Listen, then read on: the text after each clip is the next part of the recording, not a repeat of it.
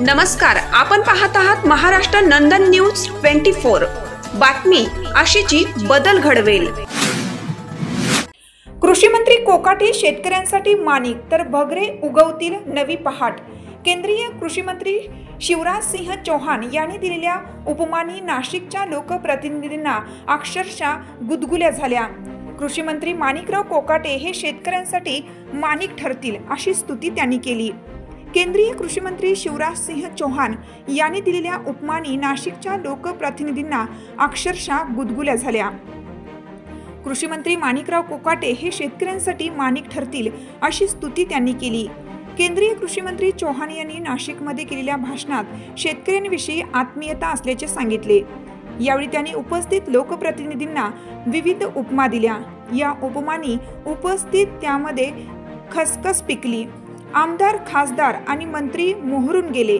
सुरुवातीलाच कृषी मंत्री चौहान म्हणाले, कृषी मंत्री कोकाटे हे यशस्वी मंत्री होतील, ते शेतकऱ्यांसाठी माणिक सिद्ध होतील, त्यांच्या हातून शेतकऱ्यांचे प्रश्न नक्कीच सुटतील। व्यासपीठावरील आमदार खासदारांचेही त्यांनी विविध उपमा देत कौतुक केलं।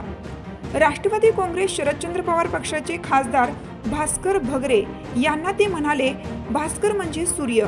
हे खासदार भगरे शेतकऱ्यांच्या आयुष्यात नवी पहाट आणतील, यात मला शंका नाही।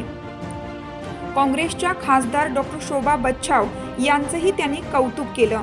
ते म्हणाले, खासदार बच्छाव नक्कीच सगळ्यांची शोभा वाढवतील। व्यासपीठावर उपस्थित हिरामन खोसकर यांचीही त्यांनी स्तुती केली। ते म्हणाले, हे आमदार तर हिरा आहेत, हे मी मनापासून सांगतो आहे। कृषी मंत्र्यांनी व्यासपीठावरील आमदार खासदार आणि मंत्र्यांना दिलेल्या या उपमा चर्चेचा विषय ठरला। यावेळी ते म्हणाले, कृषी मंत्री कोकाटे यांनी मला निवेदन दिलं आहे, मात्र निवेदन हे फार धोकादायक असतं। मला निवेदन देते की मी पुढे अधिकाऱ्यांकडे पाठवतो, अधिकारी त्यावर विविध नकारात्मक सूचना टाकून पुन्हा मला पाठवून देतात। यामध्ये मूळ प्रश्न काही सुटत नाही, त्यामुळे मला निवेदन देऊ नका। आपण समक्ष आणि अधिकाऱ्यांसह बसू आणि चर्चा करून प्रश्न सोडवू। शेती अर्थव्यवस्थेचा कणा आहे, मात्र त्याचा आत्मा शेतकरी आहे। मी शेतकऱ्यांमध्ये देव पाहतो।